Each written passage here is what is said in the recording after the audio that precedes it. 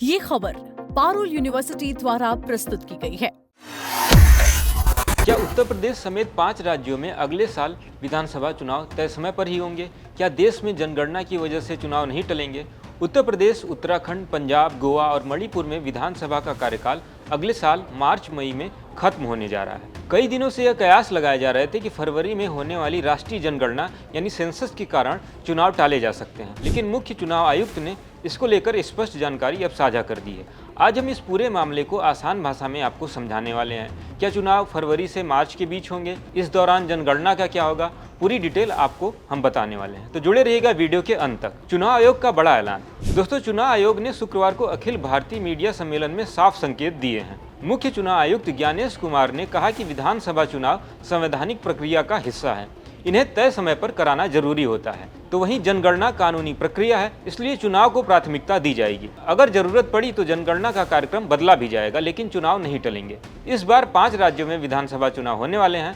आपको बता दें, उत्तर प्रदेश में कार्यकाल 22 मई 2027 को खत्म होने वाला है, तो वहीं उत्तराखंड में यह 28 मार्च 2027 को, पंजाब में 16 मार्च 2027, गोवा में 14 मार्च 2027 और मणिपुर का कार्यकाल 13 मार्च 2027 को खत्म हो रहा है। परंपरा के अनुसार इन राज्यों में फरवरी से मार्च के बीच चुनाव होते हैं। जनगणना और चुनाव को लेकर उठे सवाल। केंद्र सरकार ने अगले साल 1 से 28 फरवरी तक जनगणना के तीसरे चरण का कार्यक्रम तय किया है। इसमें जनगणना कर्मी घर घर जाकर गणना करेंगे। ऐसे में सवाल उठने लगा था कि दोनों काम एक साथ कैसे हो सकेंगे? क्या चुनाव टल जाएंगे या जनवरी में ही चुनाव कराए जा सकते हैं?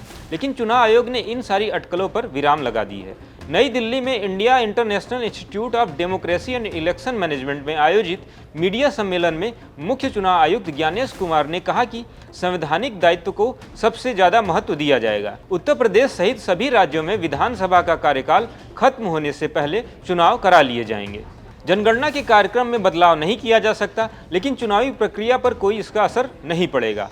उत्तर प्रदेश के पिछले 2 विधानसभा चुनावों को देखें तो साफ है कि फरवरी मार्च में यह मतदान होता आ रहा है। 2017 में मतदान फरवरी मार्च के बीच हुआ था, तो वहीं 2022 में अधिसूचना जनवरी में आई और मतदान 10 फरवरी से 7 मार्च के बीच हुए थे। इस बार भी यही ट्रेंड जारी रखने की उम्मीद है। अधिसूचना जनवरी में आ सकती है और आचार संहिता लगते ही विकास कार्यों पर ब्रेक लग जाएगा। चुनाव आयोग ने सम्मेलन में बताया कि देश भर में करीब 95 करोड़ मतदाताओं की सूची एक जीवंत दस्तावेज है। इसे लगातार हम अपडेट कर रहे हैं। इस काम में 12 लाख से ज़्यादा बूथ लेवल अधिकारी यानी BLO और 15 लाख से ज़्यादा बूथ लेवल एजेंट यानी कि BLA लगे हुए हैं। ये सभी जमीनी स्तर पर निगरानी रख रहे हैं। चुनाव आयोग ने जोर देकर कहा कि भारत में चुनाव संविधान, जनप्रतिनिधित्व, कानून और आयोग के निर्देशों के अनुसार पूरी पारदर्शिता के साथ कराए जाते हैं। इस सम्मेलन में देश भर से 380 से ज़्यादा मीडिया प्रतिनिधि शामिल हुए। ये सम्मेलन पहली बार आयोजित किया गया था। अभी ये साफ नहीं है कि जनगणना का फरवरी वाला चरण टलेगा या नहीं, लेकिन चुनाव आयोग के रुख से लग रहा है कि अगर टकराव हुआ तो जनगणना का शेड्यूल बदला भी जा सकता है। चुनाव पहले, जनगणना बाद में, ये संदेश साफ है। दोस्तों, ये फैसला उत्तर प्रदेश समेत 5 राज्यों की राजनीति को प्रभावित करने वाला है। राजनीतिक दल अब चुनाव की तैयारियों में जुट गए हैं। आप क्या सोचते हैं? क्या चुनाव तय समय पर होने चाहिए या जनगणना के बाद कराए जाने चाहिए? कमेंट करके जरूर बताएं। वीडियो पसंद आए तो लाइक करें, शेयर करें, चैनल को सब्सक्राइब करना ना भूलें। ऐसी और जानकारी के लिए देखते रहें दैनिक जागरण।